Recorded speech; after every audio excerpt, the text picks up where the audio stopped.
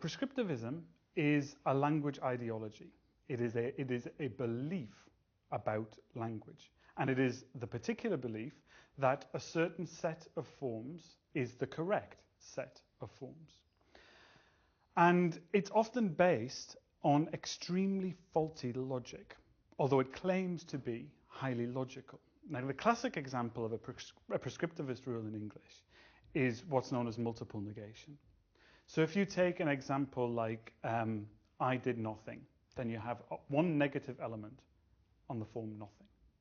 If you have something like, I ain't done nothing, then you have two negative elements, and the prescriptivists would argue, following some kind of logical rule, that two negatives make a positive. And so I ain't done nothing means I did something. And on one level, you can sort of see that that's right. But the problem is, what do you do when somebody says, I ain't never done nothing?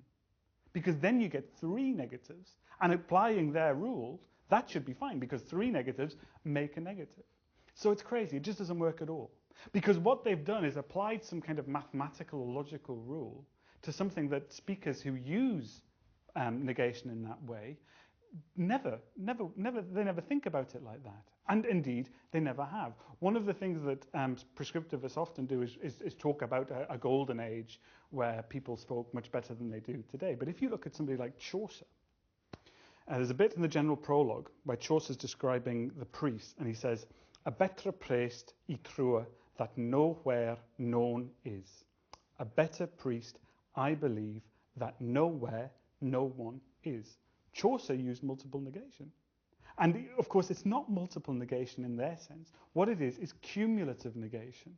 What people are doing is stacking up elements of negative, of ways of marking negativity to express the fact that this is absolutely not the case. That's what Chaucer was doing, and that's what speakers today who say things like, I ain't never done nothing, are also trying to do. Similarly with Shakespeare. Shakespeare would use double markings of superlatives. That was the most unkindest cut of all. There's no need to do that, but there is a purpose in some ways towards it. There's a reason why Shakespeare does that. He wants to emphasize how extreme that attack on Caesar was. So again, when speakers talk, he's my most bestest friend, that all they're doing is emphasizing the superlative nature of that friendship. And a final example, one that's often talked about, is things like between you and I, where speakers say, well, no, I'm prescriptivists rather say, oh, well, no, I don't, that's not right, because you see, between's a preposition, and therefore after preposition, the pronoun should be in the objective case, so it should be between you and me, not the subjective form I. But the thing is that that's applying Latin grammar to English. And what's happened with between you and I is that it's been adopted widely by the middle classes, particularly because they're anxious about this kind of thing and they think that I is the better form, so they use it in lots and lots of different places.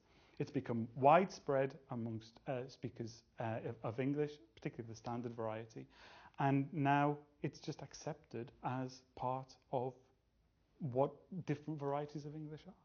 By contrast with prescriptivism, which was very popular, particularly in the 18th century, when English was really getting standardized in a particular way, most modern grammarians are not prescriptivists. There are still some about, and there are still people who very strongly believe in correct English.